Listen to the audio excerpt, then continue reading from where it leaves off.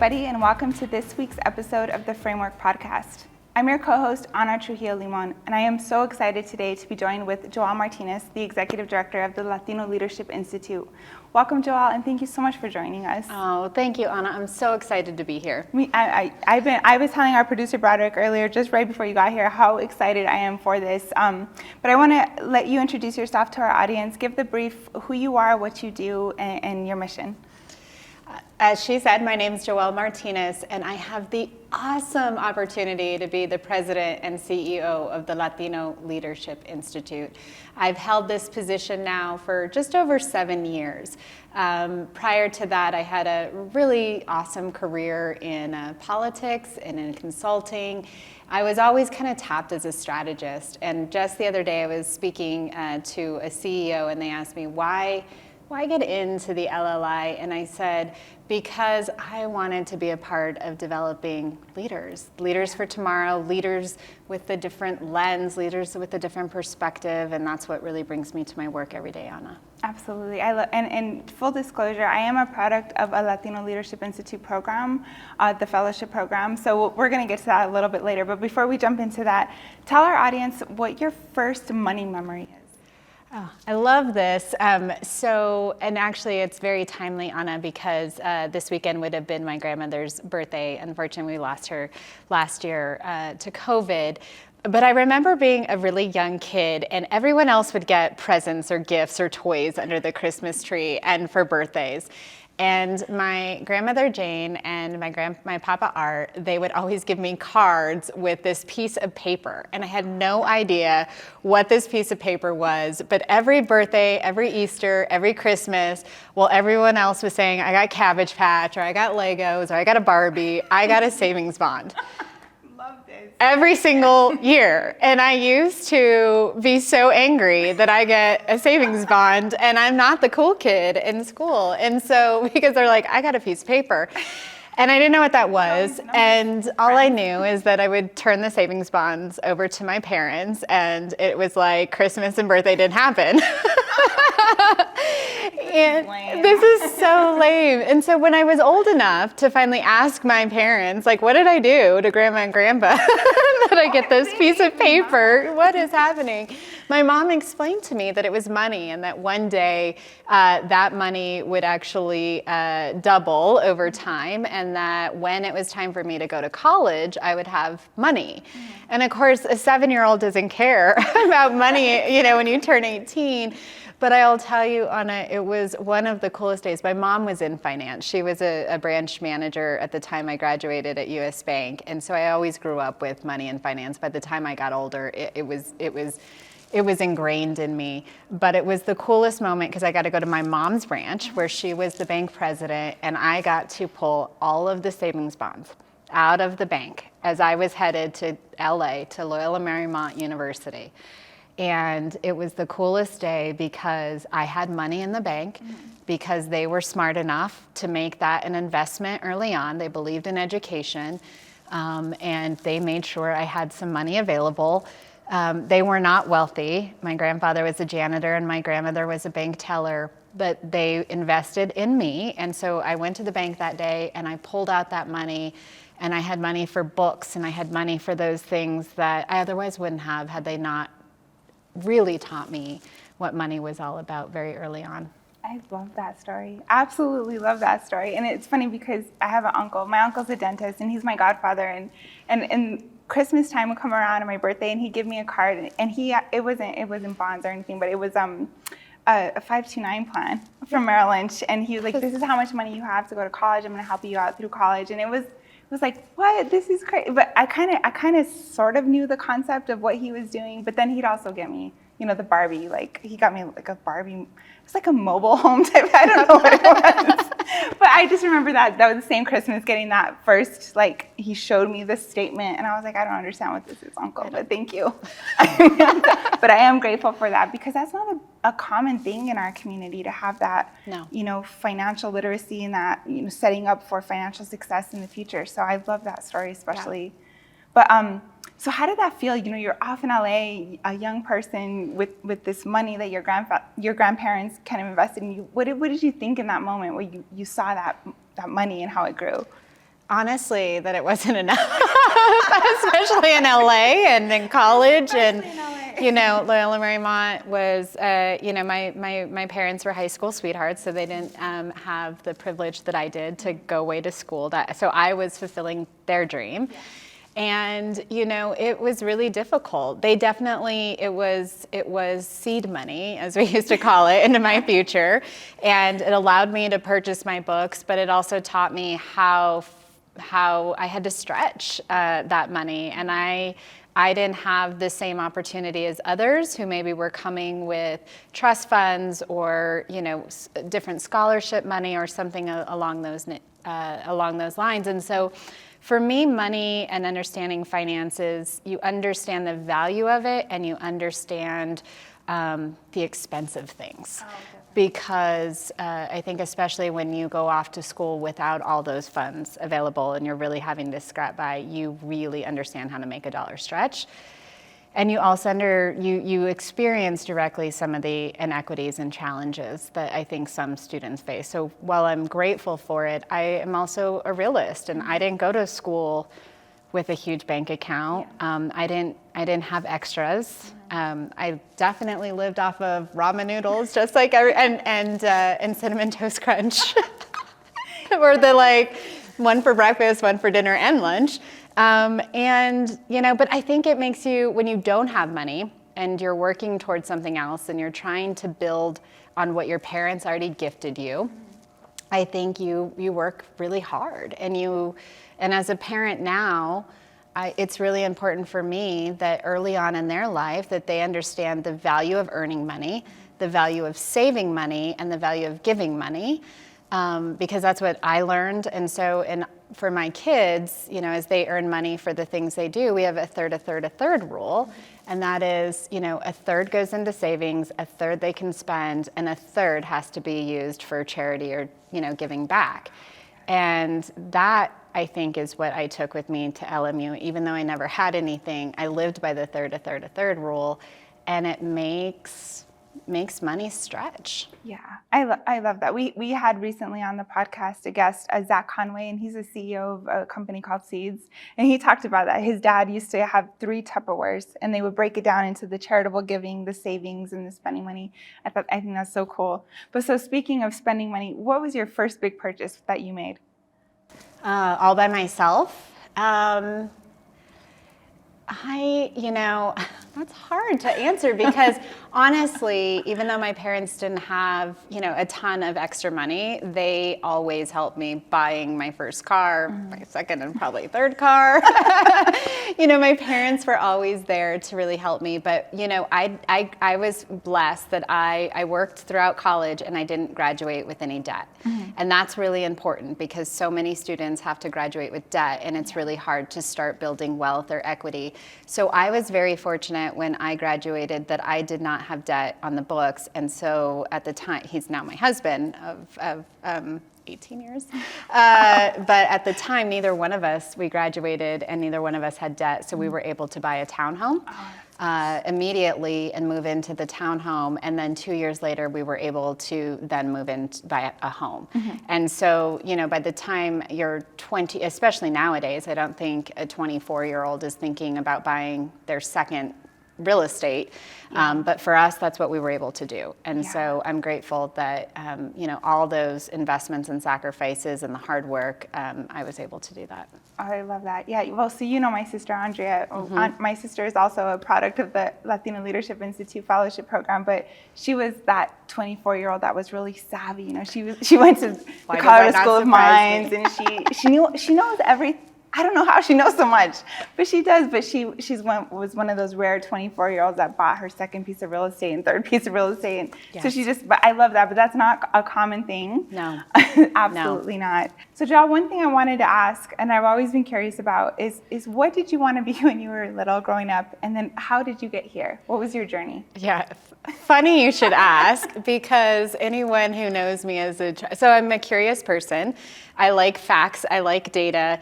And I used to really want to go into the FBI. I wanted to be a profiler. I love what you probably experienced a little bit in the fellowship. I'm intrigued by people. I'm intrigued by how they operate, what makes them tick. Yeah. And that always happened from a really young age. So I really thought I was going to go into the FBI and become a profiler. Well, it's funny that you say that because, like, in your role at the Latino Leadership Institute, like, you know, coming through as a fellow and going through the interviews with you and then like experiencing you and throughout the program, it's like you kind of see into our soul. Like, you kind of like an FBI profiler, yeah? So it kind of worked out for you. Actually, yeah, maybe I am a profiler of some sort, actually, yeah. But how did you come to the Latino Leadership Institute? How did that all develop? Tell us about that journey. Yeah, it's, I was just sharing this the other day with someone. You know, I came from a really a civically minded, political family. I thought it was totally normal to get together and watch football and dissect, you know, civil liberties and, you know, voting rights. And so I grew up around just extraordinary individuals, extraordinary leaders. And I think individuals who said, you know, the world doesn't work for you, you got to make the world work, right? There's something that we have to do to fix things and to do things. And so, but of course, me being the rebel that I am, when I started college, I actually was curious and wanted to explore pre-med because, you know, I wasn't going to do what I was supposed to do and probably destined to do. And then, you know, it was a really awesome professor who said, you know, you can't be this analytical in OChem, or, you know, organic chemistry. You're not going to debate your way out of this one. And I think I knew at that moment that I really needed to follow my true north, and that was go into a line of work that would help people. And so moved over to political science, and the rest is really history. I left college, started working on congressional campaigns, started working, climbed the ladder very quickly, became a really top national strategist, got to work with some of the most influential, brilliant political minds, worked on policy, and then ventured into business consulting. What got me to the LLI was a couple things. One, as I climbed up the ladder, I was usually the only one that looked like me in the room.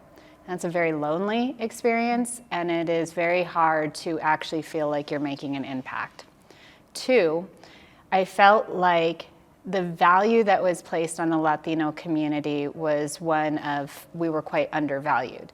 I don't think people in business or in politics really saw the true potential that our community has to offer. And, you know, I think at the end of the day, I was really burned out. And I really felt like I could not affect the type of change I wanted within the system. So I was motivated by building and identifying and empowering other leaders who could go build different systems. And so when Federico Pena and Tim Marquez and the other founders of the LLI shared with me their vision, I reluctantly at first took the challenge because I saw the opportunity that lived in our community, and I wanted to figure out what that could look like. Yeah. Well, we're actually doing this interview from Denver, where Joelle is based, and we're also where I am based. And like I said earlier, I am a product of a Latino Leadership Institute program. And so full disclosure, and Joelle knows, I'm a llorona, so I'm gonna get my water here, make sure it's physically impossible to cry and to talk and to drink water at the same time. So that's why I have my water ready. But the reason the LLI Fellowship is a program that kind of, it prepares Latino leaders for the challenges of, you know, moving up the ladder in different sectors and different areas, and especially in politics and representation type of situations. So here in Denver, we have our police chief is Paul Pazin. He is also an alumni of the Latino Leadership Institute, and several of our council members are also. But it extends beyond that, and you know, going through the program myself, going into the very first day, you know, brokenhearted, and you know, it was, hold on. Changed my life, changed it. I wouldn't even be here today. Hold on. Without this program. So tell everybody about the LLI and what it is and what it's for.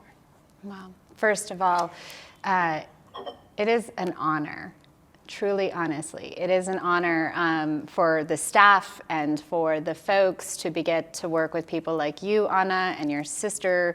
She is another brilliant, and I think it is such a privilege to see the potential of individuals really, truly unleashed. That's the gift. That's the gift that keeps on giving.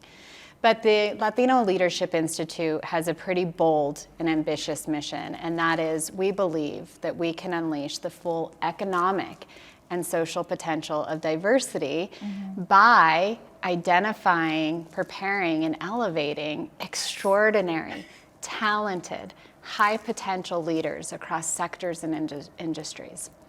And it creates this ripple effect, as you know, right? I mean, I've seen it. 232 alumni. I have seen the moment that light switch goes on and they're no longer in their own way. And they now have social capital, colleagues, peers, friends that have their back and are going to support them and mentor them and be there for them. And they believe that they can do it. The sky's the limit. Absolutely. So we see chiefs of police. We don't have one, we have two now in the metro area. I forgot. You know, we have neuroscientists. We have more PhDs and advanced degrees in our small little population than is, in the general population. And what we have before us is untapped potential that becomes extraordinary potential when they get the technical and social capital we have to offer. And so that is the gift of the LLI. It is truly a gift. And yeah, I do get emotional when I talk about it because it is a very powerful program. And one of the things that excites me the most is that you're taking the fellowship program beyond Colorado, right? Is that correct? So not just the fellowship program, Anna, because you know me well enough to know what is the saying, right? Think bigger, do more. And so the LLI set course a couple years ago to start our strategic planning with that in mind. What is impact? What will it really look like? I mean, imagine if we, ourselves as an organization, got out of our own way. Imagine if we as an organization accepted our own value and worth, right? What would that look like? So today, we're proud to say that the LLI, with its mission deeply rooted in, unleashing the full and economic potential, is really working not only to expand our programming. So the fellowship is a great program that works with our mid-career professionals and our emerging leaders. We have work to do earlier on in one's career. So we will be launching programs that's going to help folks earlier on in their career. We are going to tweak, because it's time after 7 years, we are going to tweak and improve fellowship and relaunch that so it can be accessible to more people. And we're going to continue our work in research and thought leadership.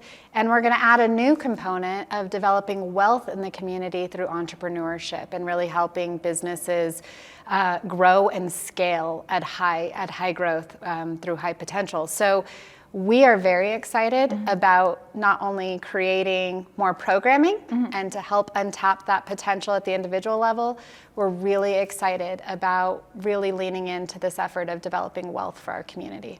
I love that. And we're going to get to that. But what I really want our audience to know about is your Insight to Inclusive Leadership program. So I know back before I left the FPA, we had, I left a lot of work for a lot of people at FPA with this one, but we forged a partnership with the Financial Planning Association and the Latino Leadership Institute to bring this amazing program called Insight to Inclusive Leadership.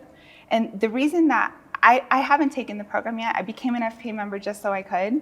But what attracted me to it was this idea of this self-assessment, this proprietary self-assessment that you developed for the participants. And because that element of self-awareness and that how am I contributing to the problem and how can I fix it is so important. Like, I think when we talk about diversity, equity, and inclusion, we don't address that element of the individual level. Like, there's a lot of ways, even myself as a professional who is passionate about this area, that I have to work on.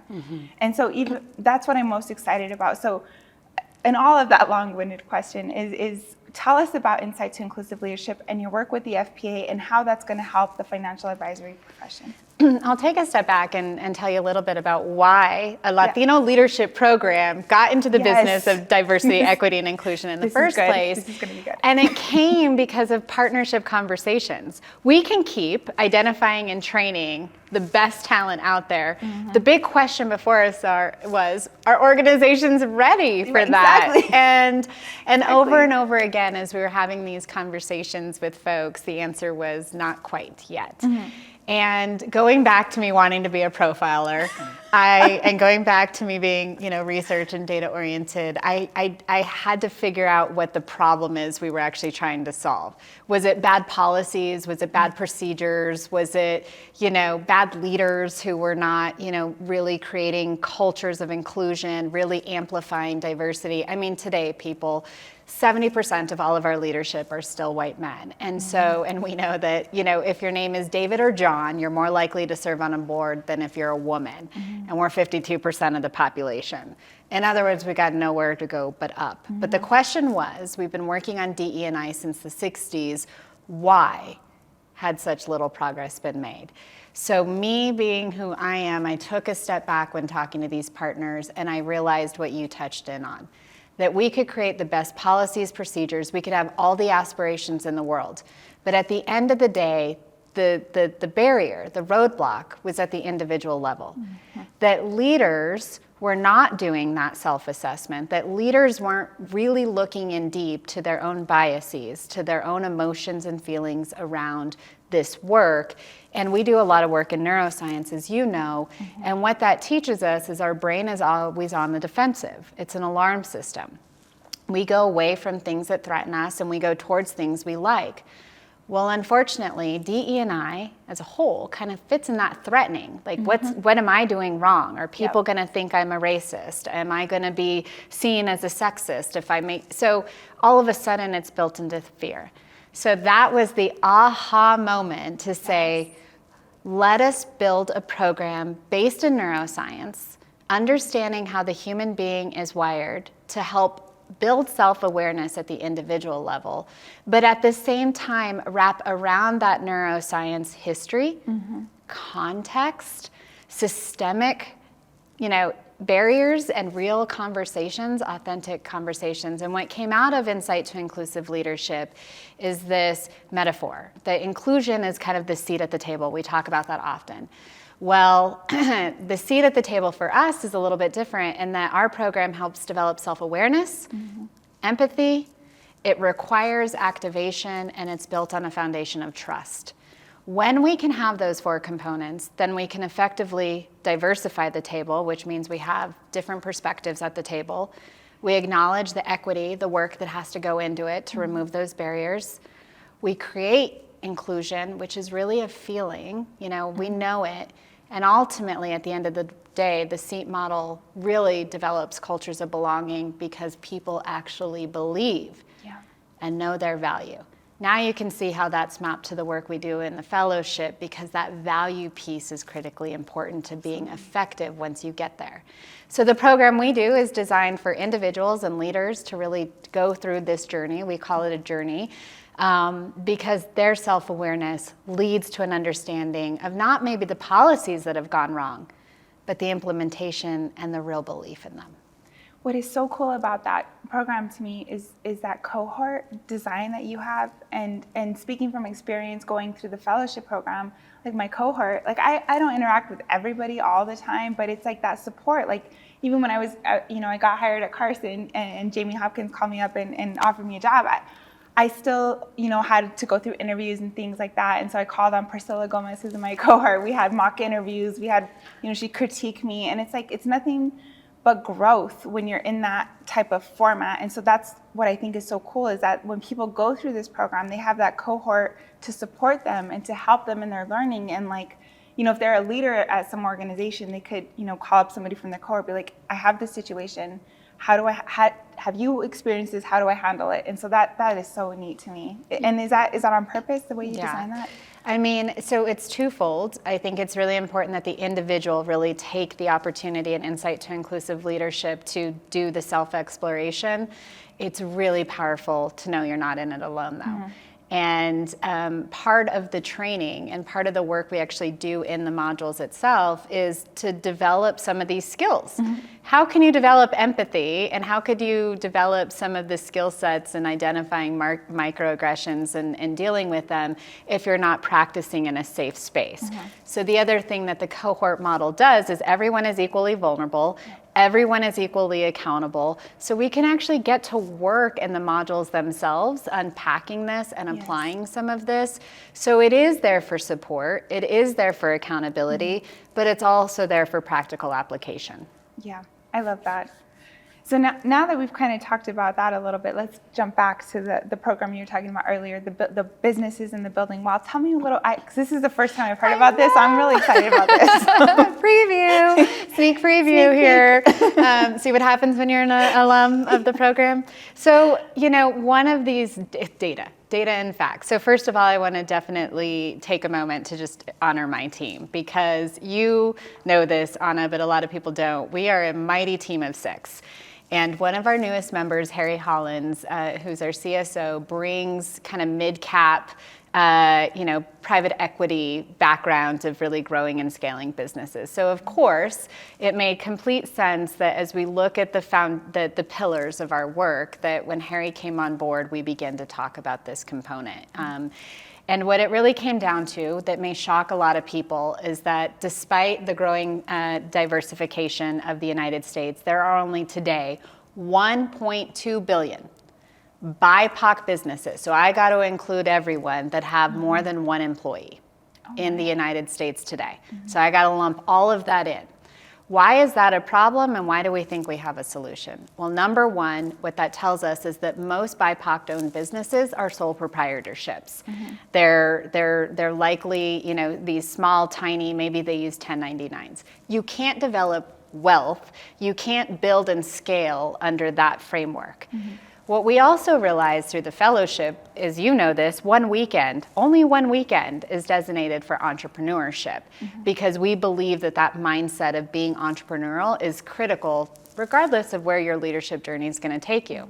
Well, it turned out why the LLI is that we helped spur or grow 21 significant businesses because of one weekend session. So we said, how can we solve the fact that we need to build bigger, more successful Latino-owned businesses, and what can we do with this one weekend and expand it to give them the resources and tools necessary? So, our Entrepreneur Access Program was born out of that, and what we're really excited about is that there's great programs out there in the ecosystem that help with startups. Our goal is to take high potential Latino businesses, $500,000, $1 million ARR, and move them into the $5-10 million range. So high potential, high growth. The LLI will bring what it always does: technical support, leadership skills, neuro leadership's embedded, social capital. The real unique factor of our access program, Entrepreneur Access Program, is every participant that goes through our program and is selected will be assigned a Latino Advisory Council of experts for 1 year that are going to mentor them, that are going to be uniquely paired for them based on their diagnostics. What do they need to really achieve success? And then at the end of it, we're partnering with the Transformational Fund, which is working right now to raise about $50 million in funds so that we can make direct investments into organizations as well through the partnership we have there. So again, for us, it really is about technical, social, and financial capital coming together to grow and scale our businesses and create wealth in the community. That is really awesome. Oh, well, congratulations on launching that. That's so cool.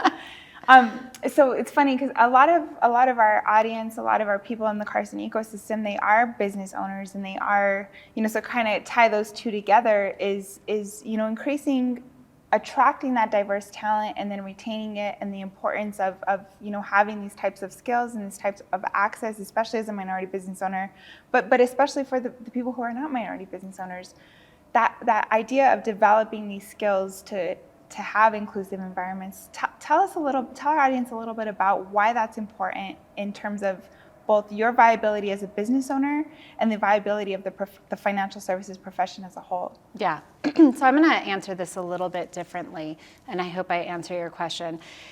So one of the things we have to realize is that your journey as a leader was probably different than my journey as a leader, and our journey as a leader was much different than maybe a white woman, right? Because we all have a bit different experience, and we all have different access points.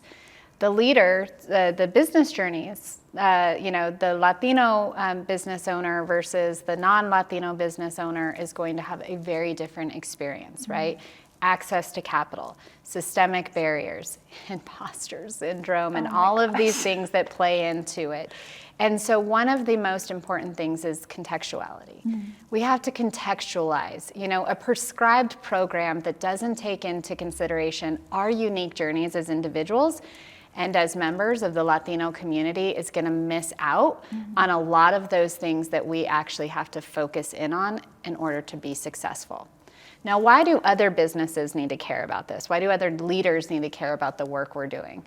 Well, it's twofold.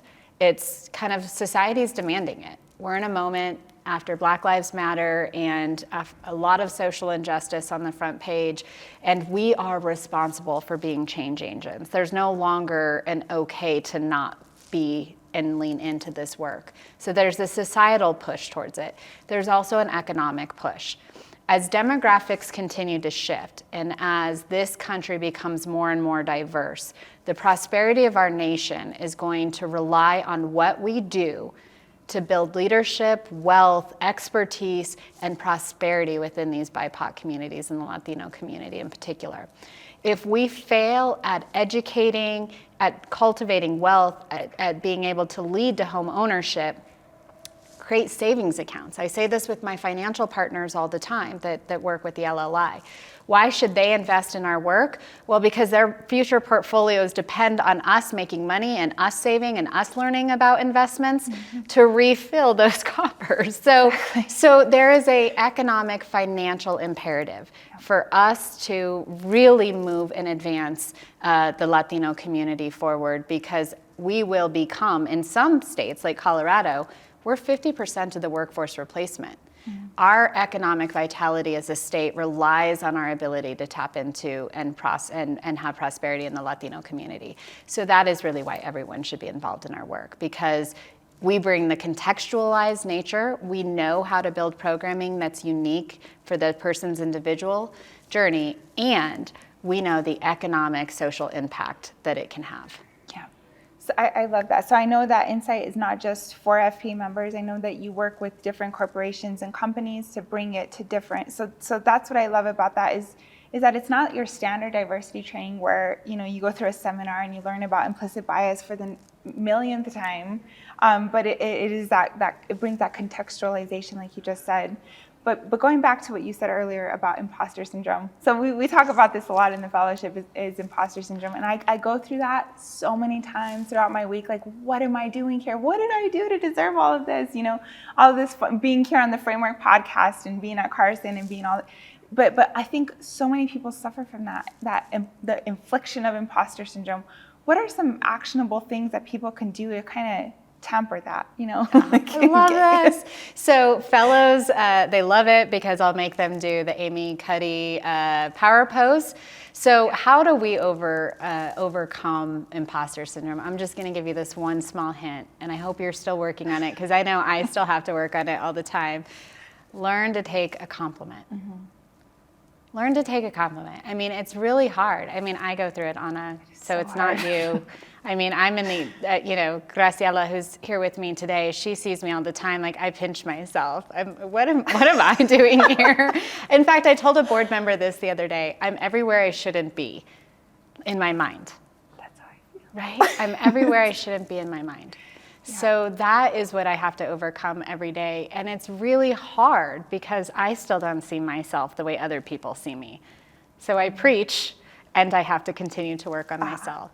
So one of the biggest things I do to help me through that is I learn to take a compliment, and that is not easy. I mean, I feel awkward. I'm almost like, oh, okay, thank you very much. But just sit with that for a minute. If someone tells you you're great, if someone tells you you've done a good job, believe them. Internalize it and then own it. Like really own that awesomeness, right? And for me, that is not a natural inclination. That's not a natural behavior. I have to keep working on that. But learning to take a compliment is just an easy way to rewrite the stories in our head and to convince ourselves, not others, that not only do we belong, but we're pretty darn awesome. Oh my gosh, yeah, because that's true. That's the same feeling. It's like, what am I? But accepting a compliment, that is like the biggest thing. I cannot, I mean, I've still, yes, from the fellowship, still been working on that for a long time, but it's hard. It's like, oh, like even when we just saw each other, you told me I look stunning, and you know, my immediate was to make a joke, like, oh yeah, I'm handling everything really well. But it's true. It's like that. Yes, accept the compliments. People see you a certain way, and we've talked about my sister Andrea earlier, but she sees me in a way that I don't see me, and so whenever I'm feeling down or I'm feeling this imposter syndrome creep up, if you can get you that person, I go to Andrea and like, hey, how do you see me in this situation? So that's been really helpful. Yeah. But yeah, so one of the things before we go on is I wanted to understand a little bit more about the relationship with FPA now and how you're coming to financial advisors, and when does that all start? Is there a certain start date for the cohorts to start through that program? Alina, who's on our team, is actually working with FPA now. So I don't have exact dates or timelines. I know they're still working on it. But FPA members that are interested in working with Insight to Inclusive Leadership, we solidified a partnership with the FPA, one, to provide this to them, that they can create cohorts amongst their peers, as we've talked about, which is very important. And two, so that we can come in at a member rate, which is also really important. And so I think they're just working to get the first cohort in class secured. Awesome. I don't know the time because I'm not involved. You should check your email because I'm not involved in those things. But the important thing here is that we can bring industry leaders together to go on this journey together. Our commitment is to do 3 cohorts with FPA for starters. Hopefully it grows beyond that. Every cohort ideally is around that 2025 to really make it, a solid thing. So I think once we get the first 20 folks confirmed and those dates confirmed, then we will begin the recruitment for the second. Very cool. Very cool. So, Joelle, I have thoroughly enjoyed this conversation as usual. And one of the things we like to ask our guests is what is the legacy you want to leave in this world? I'm going to throw this right back at you, Anna. Oh, no. I knew this was going to happen. Because it is you. It is you and everyone else that I have this distinct privilege of getting to watch truly unleash their full potential. It is the ripple effect impact that many Annas out there in the world and Andis and, just everyone, like you will all make a huge impact in your companies and your organizations and your communities. And, if I get to play a very small piece in supporting that, then that's what it is. It is about building on our full potential. It is about conversations like this that invite other people to really see us for our value. But at the end of the day, I tell my kids this all the time, Mommy just wants you to believe your worth. And I think that's what it comes down to at the LLI, is the moment that we all believe our own worth. And we really step into that, I think the sky's the limit, and I'll feel pretty darn good at the end of the day if I have a whole bunch of people out there who know their value and worth and they live truth to that. I love that. And I mean, I'm not going to cry again, I promise. I'm going to try not to cry. I may, and I'm not a crier. but I think you're already well on your way to that legacy, because it's like, everybody that goes through the Latino Leadership Institute, any program, anybody who talks to Joelle, it's just like this magic, like this. I mean, I'm fangirling. It sounds like I'm fangirling because I'm awkward because I can't take a compliment. So I just wanted her to practice what she's preaching right here.